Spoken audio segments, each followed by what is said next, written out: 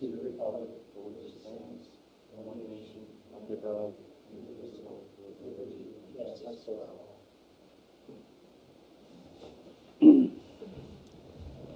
Okay. Quick attendance: Ned Carpenter, Present. Brian Hickey, Here. Richard Used, Daniel Honan, Here. Brian Rowley, Here. Scott Foster, Here. Tim Choi, Here. Justin Lucer, Here. Dan Smith, Here. and Brian Ward. Here. Okay, we're all here. Great. Thank you very much.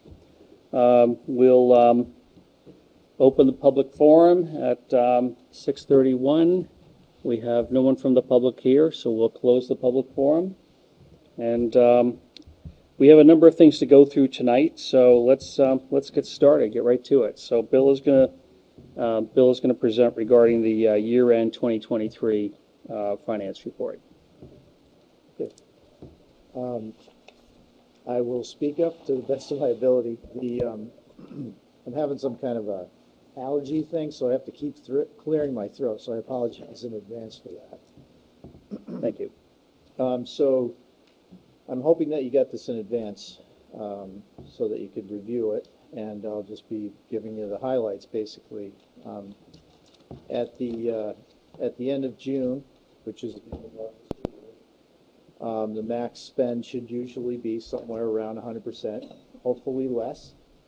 And in this case, we were at 93% for general fund, which is 1% higher than the and the total operating budget expenditures was at 91%, which was 2% below the prior year. And in some, they were within expected bounds. That's pretty much where we're hoping to end at the end of the year. I made a note in my summary to you that basically, if you were reading this section, this is really not very much different from the report that I gave in May, because we were so close to year end. I was essentially summarizing what I said in May. Some of the numbers changed, but the reason behind where we ended up at the end of the year essentially were the same. So things like the anticipated cost increase that we had relative to electricity, heating, and vehicle fuel.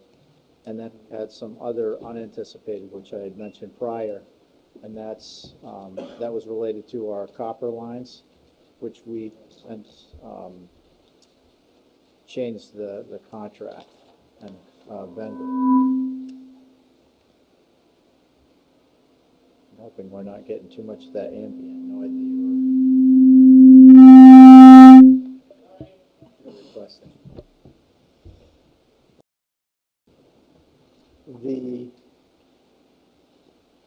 And then, of course,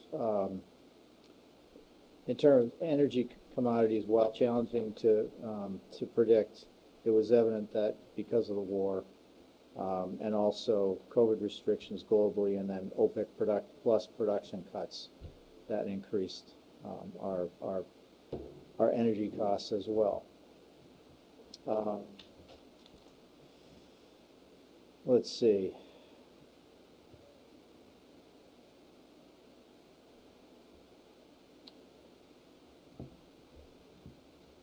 If I cut to the chase, get right to the bottom line, we're looking at our revenues ending the year. We were in a positive condition with 30, and these are accrued revenues for the year when I produced the report. Was at 36,353,289, and then compared with 34,909,125 last year, which was an increase of 1,444,163, and that was partly due to tax revenue increase, and as well as additional 131,216 from the state, related mostly to meals and room tax increases. That distribution back to the community. Charges for services had increased by 64,000. $861, and that was largely due to ambulance receipts, and water receipts increased by $189,470, and wastewater receipts increased by $220 and $29. And then, of course, there was the infusion of $500,000 from the fund balance from the prior year. So that's where we stand as of the end of the year. Okay. Anybody have any questions? Take a minute, if you like. Go ahead. Yes. The increase in the charges for services, is that just because they've done more, or was there an increase in rates? Like ambulance, things like that, or is that just because the ambulance is doing a lot more work than we anticipated this year? My understanding is that ambulance receipts went up because I believe we have a person who's one level up in technical capability from a medical standpoint, and so that person is able to do more, and because bill more as a result.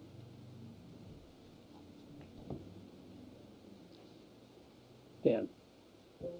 Is the council made any decision yet on how much fund balance can be paid versus sit back and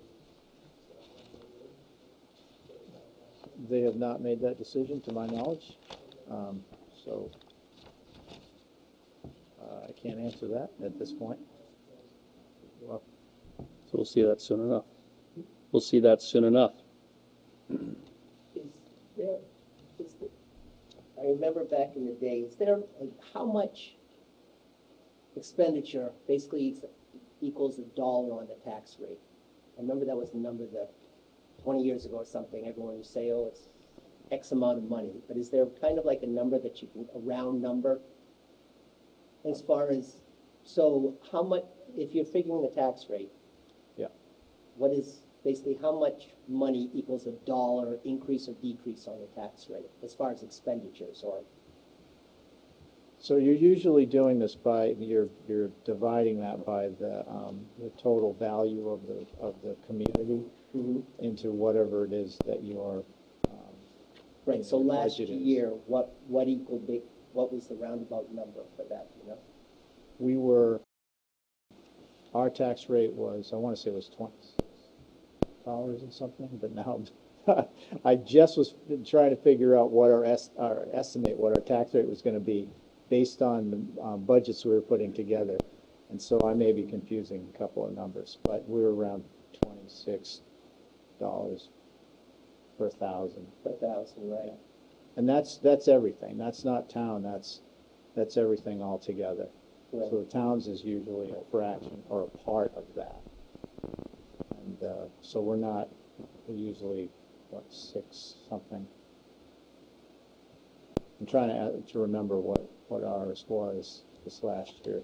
It usually changes from what I'm estimating by the time we get the information in from the DRA. Which usually comes sometime in late October, early November. So if you give me a call in the office tomorrow, then I can give you a better sense. And I might be able to phrase my question better too. I've got Yeah, sure. I just seem to recall again years ago. It's like, oh, for every $400,000 we spend, that equals $1 increase. You know, so when Right. when you're talking to someone and they say, oh, that's $40,000. $40,000 is $40,000, but when you can break it down into, oh, well, 10-cent increase on the tax or something like that, or approximate. Sometimes it's easier to explain to people. Yeah, I can actually give you an equation for that, and then I can do that in email because I think it'll probably be easier, and then you can use that for your own purposes, you know, when you're going through this process. That's helpful. Two kind of quick questions.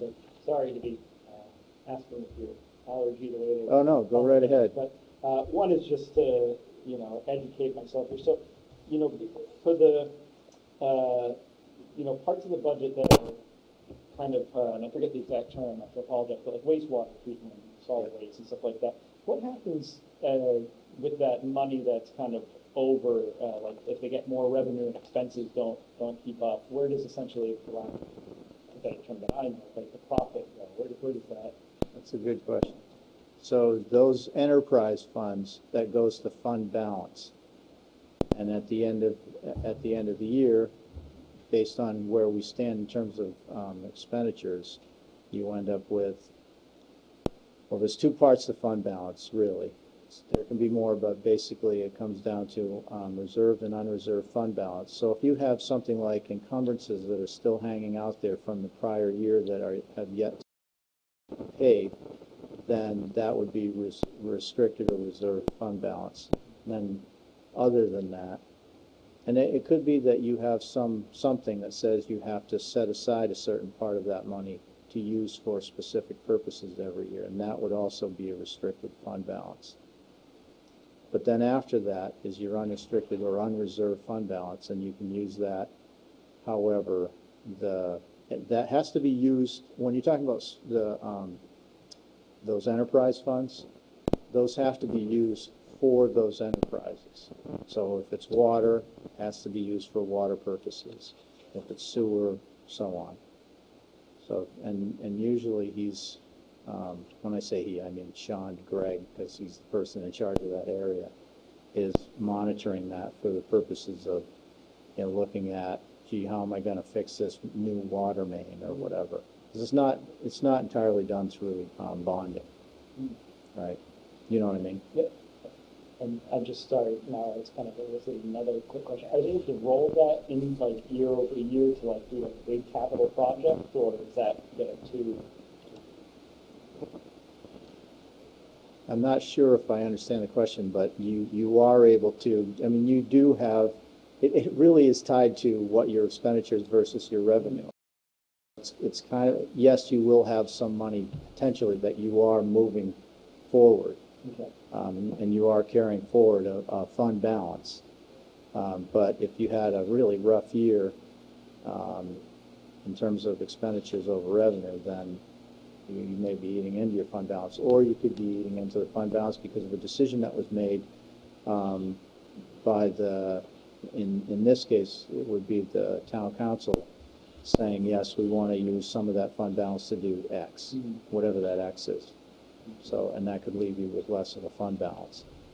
You want to have some kind of a reserve, and to just extrapolate that a little bit further, if you're looking at the town itself, and what we're looking at general fund, then you want to have a healthy fund balance at the end of the year because it affects a number of things. Aside from the fact you just want to have capital and reserve. And I don't mean capital reserve, I mean just money on hand in the event that, things don't go the right way in the economy or whatever. So that fund balance is there as a reserve to support you if need be. So, Thank you. you're welcome. So looking at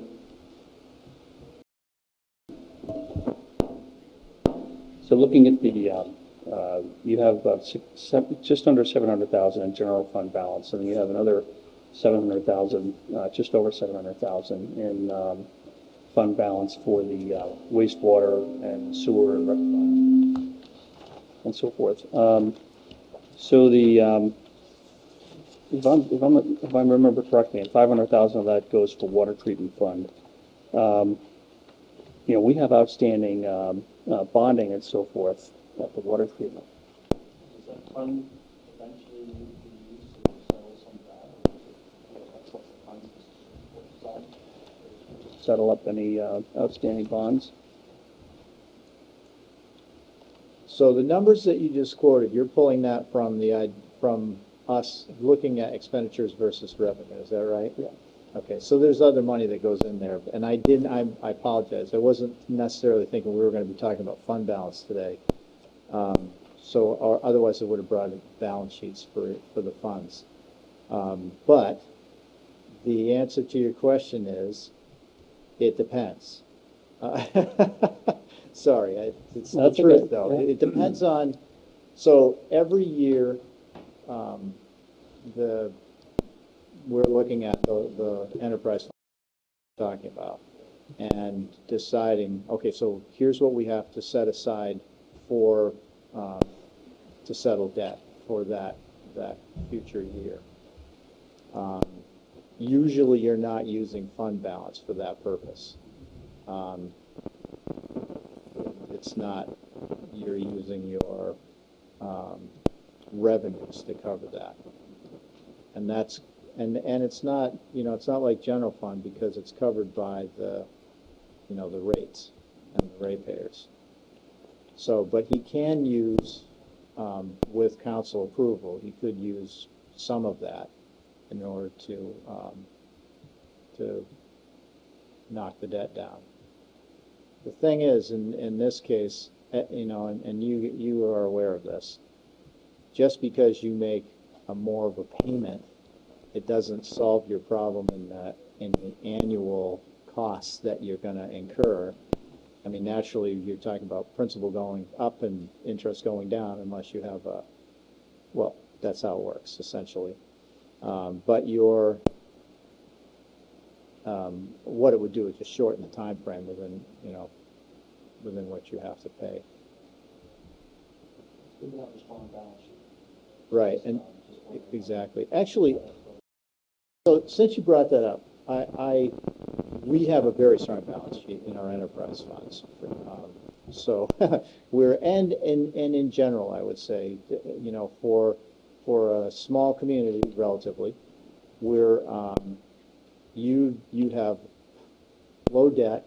Your enterprise funds are unusual by law because they don't, I think it's water, it basically has, well, both of them have, one of them has unlimited amounts of debt you can take in order to maintain those systems if need be. And the other one, I think it's wastewater, has a very high limit that you can take as a, in order to be able to maintain that system. Not so with general fund, you have a specific amount, but we're well within bounds. We've been very cautious. I'm not taking credit for this. I'm just saying, as a community, you have been very cautious about how you spend your money. And a lot of it has gone to, well, all of it has gone to infrastructure. So, like the dam, for example. So that information we have to go to Which is that? I want to say sure, of course, but I would want to just run it by the. Yes, because it's not a. see the full picture. It helps You bet. us to understand what we have for debt obligations and so forth. Obviously, we're talking about funds here that have high capital investments in order to maintain it. So wastewater system, high capital investment, water system, high capital investment. Right. So, we understand the need for funding for that, and we understand the need to obtain liquidity, Right. for all of that. But it would be nice to be able to, just get a sense of where that is, even if it's just a moment in time. Yeah, I mean, all this is technically public information, so I can't imagine there's any reason why I couldn't provide you with that information. I always just out of courtesy want to, let Steve know what's being requested, but I don't see any reason why you couldn't see it. I think it would be helpful. So. Thank you. Any other questions? Bill, would you please elaborate the last item you have under revenues? As mentioned here, additionally, there was also an infusion of $500,000, very last sentence, from fund balance money. Right. Can you elaborate that a little bit? Well, that's the talking about. That 500,000 comes from the fund balance from the general fund, and so unreserved fund balance. So you have a certain amount of money that's unreserved at the end of the year that in a normal corporation that was for profit, for example, might be considered your profit, if that were the case. It's not profit, but if we were a for-profit organization, you may look at it that way. And so some of that money, and usually it's decided between the town manager and the council what is gonna be put forward to help reduce the, tax rate. So that's what that is all about. So I just thought I'd mention it because it is part of, it is, counted as revenue on, you know, as an infusion into our capital during the year. Is this always the case during the past years? This year, you had $500,000 out of the fund balance. Give us an example of the past. How did it happen? Well, you had one year where I think it was, if it wasn't the first year, it was the second year I was here, I recommended you not do any of that. And you keep all of your money in reserve because, you know, a lot of money gets spent. And so I just felt that, because you have to, the state requires that you maintain a certain amount of money in general fund, in your fund balance at the end of the year. So you have to have at least 5%. So, and I'm trying to get us frankly closer to 8 and above. And the reason for that is it's better for us from a bond rating standpoint. So if we go to the capital markets and we want to borrow, we have more money in reserves. That's one of the things that they look at, and that's an indicator of financial health. It's also an indicator of other things, like how well you manage yourself as a community. And are you doing well in terms of, you know, they look at what's the value of the property in the community as a whole. Is it increasing, is it decreasing? Well, this town's been doing well over the last, I don't know, decade at least, where property values have continued to increase. And I don't just mean home values, I mean all property values within the community. That's a good sign.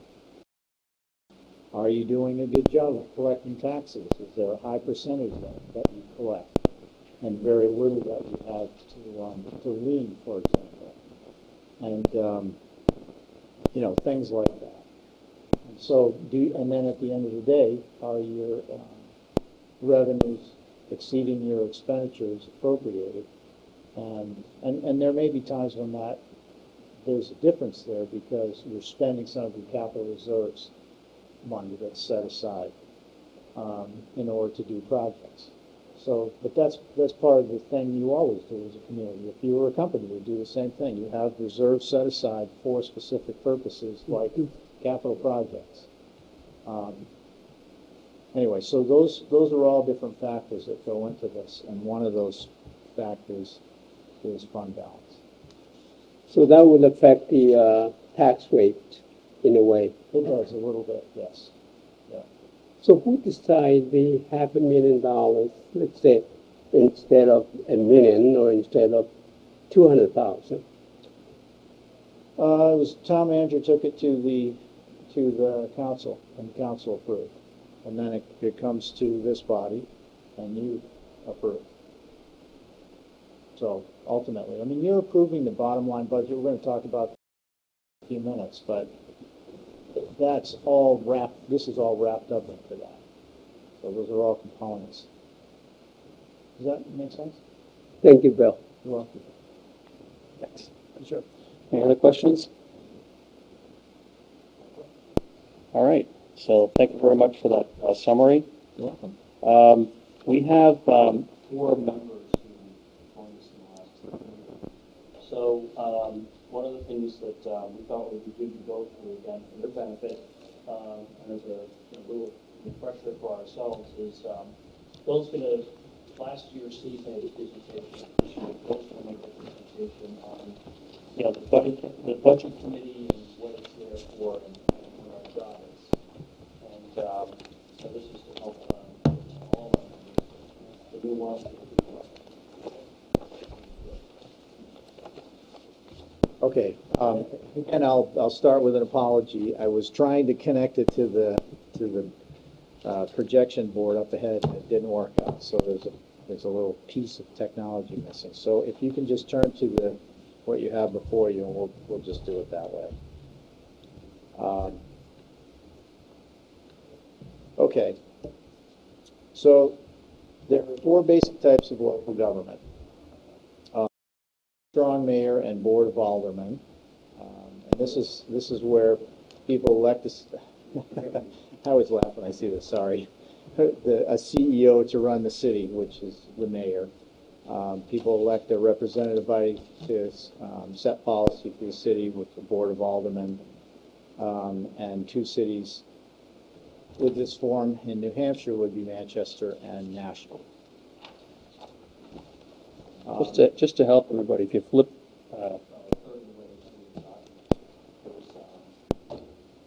this was originally a PowerPoint. There is one page with everything summarized on it.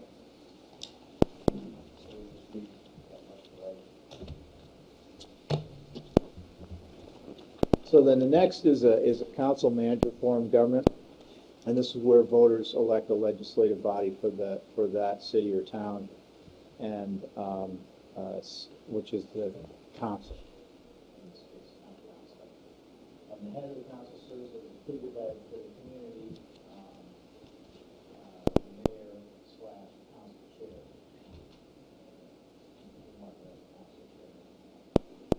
And the council hires a professional manager to run the community with the CEO. And again, in this case, that's the town manager. There are 11 cities and 7 towns in this Portsmouth, Dover, Rochester, Somersworth, and the towns are Durham and Newmarket. Interestingly, they're right next to each other. Then next is the select board SB2 form of government, and that's where the voters elect a body to serve as the governing body, and they can appoint town manager or administrator to be the chief administrative officer. Town meeting serves as the legislative body, and deliberative session is when people meet to debate and amend articles, and then they vote on town meeting day and approve the articles. And there are 68 towns in the state that are like this. Exeter, Hampton, Rye, and Barrington are examples of that. And then finally is the select board and the traditional town meeting form of government. And then, again, this is where voters elect a select board to serve as the governing body. They can appoint a town manager or administrator to be their chief administrative officer. It depends on the size of the town, really. Town meeting serves as the legislative body. It meets annually to approve warrants and the annual budget. And actually, this is most towns in the state, because most of the towns in our state are relatively small. Okay, so the role of the town council. This is the next slide. The council serves as the legislative and governing body of the town. In the corporate world, you would, the residents or voters equal the shareholders. Town council is the board of directors, and the town manager is the chief executive officer. Continuing next slide, the town councils are not select boards.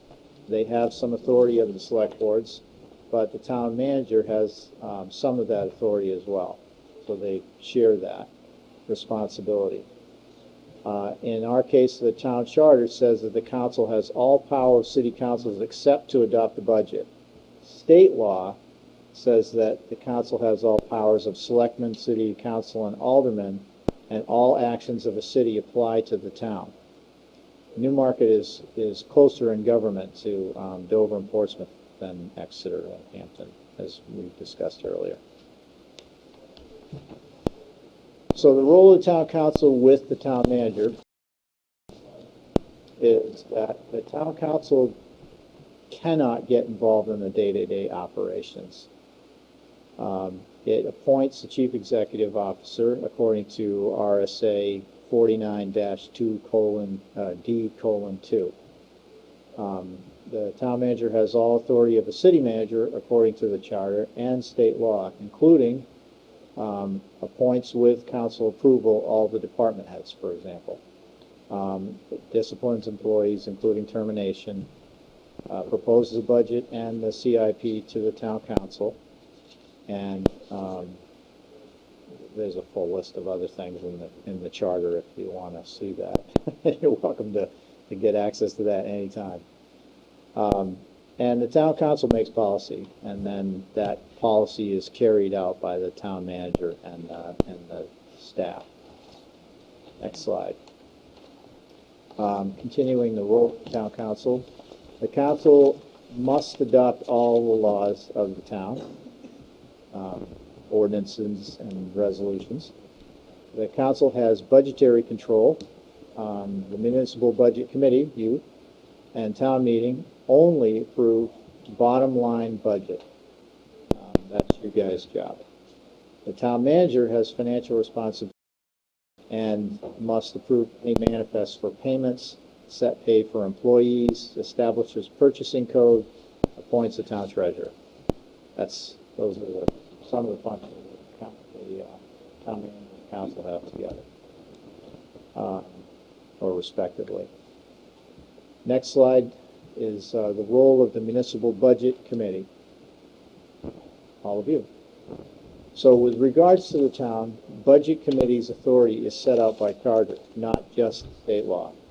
So the purpose of the budget committee is to assist voters, the legislative body, in the spending of public funds. Just notice a typo. It recommends and amends the annual budget. It makes recommendations on borrowing power. It does the reviewing, not the controlling of expenditures. And the budget committee, okay, so these points are just to, I think, further the idea that you do things, others do other things. So the budget committee is not an audit committee, in other words. And the manager, with the approval of the council, may transfer funds, for example. That's not a budget committee responsibility or concern.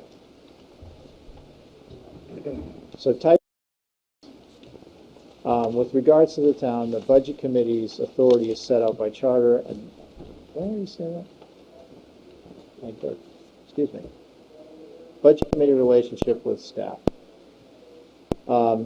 So As a group, you are dealing with staff. except for basic inquiry or praise. Want to say something nice? That's great. All local government matters should be funneled through the town manager. So in other words, there's a hierarchy. We use that. A lot of it just is, just like in any organization, it lessens the confusion. Call the town manager for responses to questions, complaints, or concerns. Department heads may answer questions, but will let the town manager know, just like what we talked about earlier when you were asking about the balance, for example. That occurs. And then avoid giving town manager and staff mixed messages, which is really what good communication is all about. Next slide. So this is an organizational chart, and I'm going to make a couple of, well, at least one correction here, because one thing has changed. And that is Terry Cronin is not the library director. It's Candace Cousins at this point. Apologize for that error.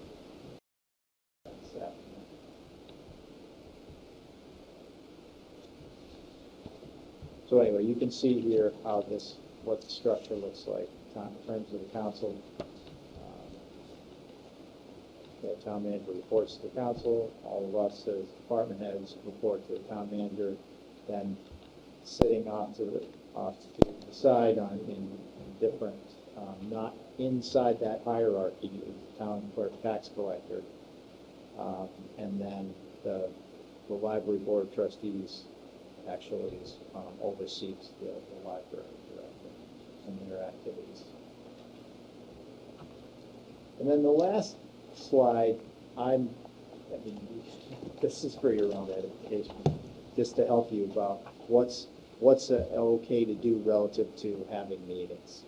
And so I'm not going to go through this with you, but I think it is very helpful because I myself have served on boards and committees like this, and coming from the corporate world, thought, oh, we can talk about anything, anytime, what's the big deal? And next thing I know, I'm getting smacked by somebody saying, you can't do that, that's a meeting, and that needs to be public. So it's just a good thing to go through and recognize in order to keep yourself, so that you're not, or something. So are there any questions? Anybody have any questions? One real quick one, sorry.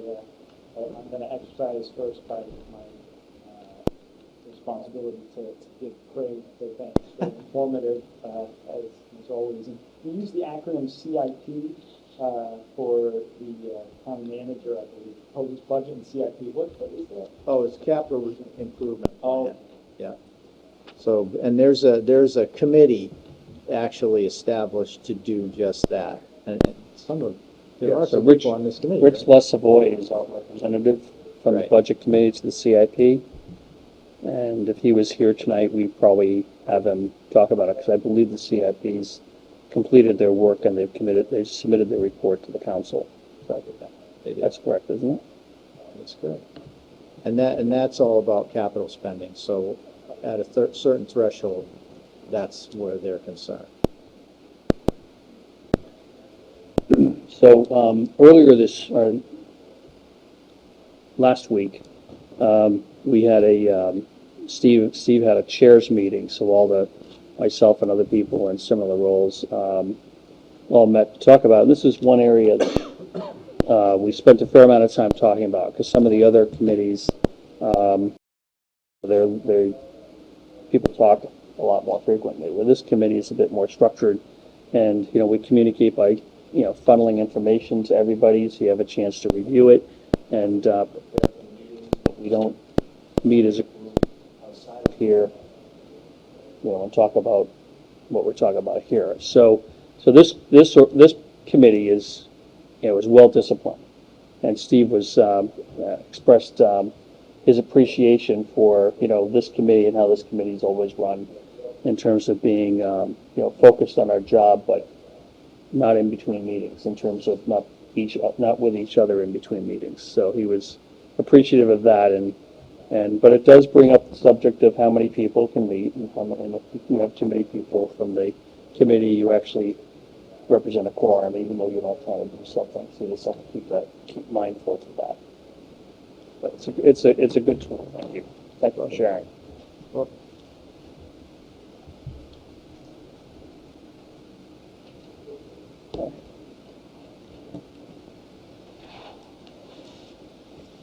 Okay, so everybody was asking, what's the calendar look like? So now we have it. I provided 2 copies of the calendar. One is the copy of the calendar that was by Steve, and that's this one here, with the town letter. And then I gave you a second one, which is, it's a spreadsheet type of a structure here. The second one identifies where we sit in that calendar based on our scheduled meetings. So the good thing is that it follows the calendar that we laid out at the very beginning in March, April. So what's going to happen next is the council's going to get they're going to have their budget workshop next month, and then they will give us the budget in November. We meet just a few days shy of 2 weeks later. We meet and take the budget presentation from Steve. Once the council submitted the budget to the committee, I'll pass that around to the So we'll all have the better part of 2 weeks to review the information, so that when they come and present, we'll be thoroughly prepared to give them a good exercise. So that's what will happen with the town budget, and then December 12th, the 11th is the actual the budget for the school. Same scenario. As soon as it's approved by the school board, do you have a date for that, Dan?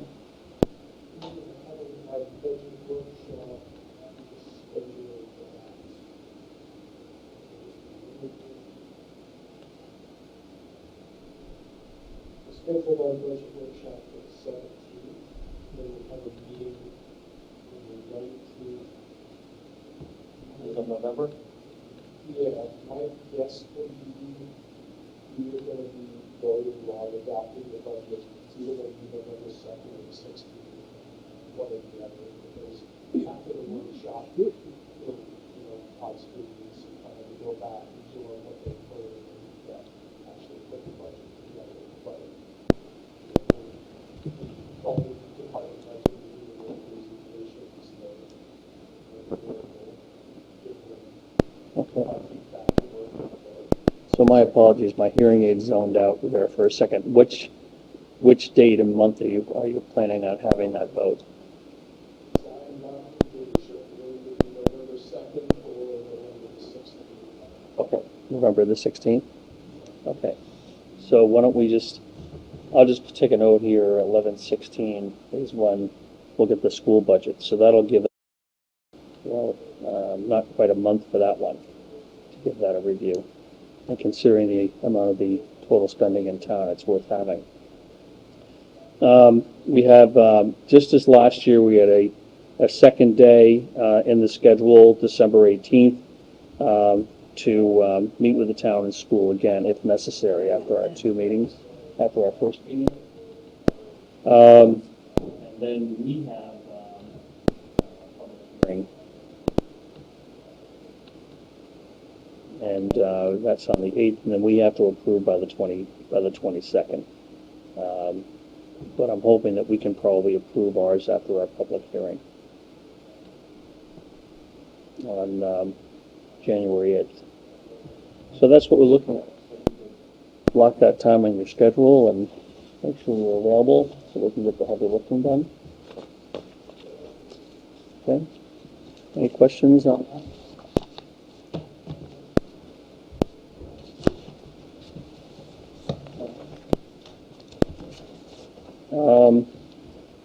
I passed around something on the Arts, Culture, and Tourism Commission, and that was forwarded by their chairman and Deb Smith, and it was not supposed to have come to us directly. You're welcome to read it, to be educated on it, and so forth, but it's really not an item for us to discuss here. It'll be included in the town's budget. Okay. All right. Okay, approval of minutes. Has everyone had a chance to review the minutes of the August 21st meeting? Does anybody have any questions on that? Okay, would somebody like to make a motion to approve the minutes? Make a motion to approve. Okay, Brian Rowley makes a motion to approve. Second? Second? I'll second, Brian Okay, Brian, thank you. Okay, motion has been made and seconded. All in favor of approving the minutes of the August 21st meeting, say aye. Aye. Any opposed? Okay, they're passed. I abstain, I wasn't here. You abstain, you weren't here? I wasn't here. Right, then the other minutes that we have to approve are the minutes from going way, way back to June. So last meeting, we didn't really have a quorum of people that were at that meeting, so I wanted to have them approved by a quorum of people that were at that meeting. So would anyone like to, does anybody have any comments on those minutes? No. To approve. Okay, Ned makes a motion to approve. Do I have a second? I'll second. Brian, thank you for your second. Okay, all in favor of approving the June 26th minutes, say aye. Aye. Opposed? Okay, they're approved. Thank you. All right. Any other new business? Any other business? I think we're all set. All right, so the next meeting is October 23rd, the day before my birthday. I'll celebrate. Do I have a motion to adjourn? Okay, Motion to made by adjourn. Ned, second by Brian. Aye. Aye. Aye.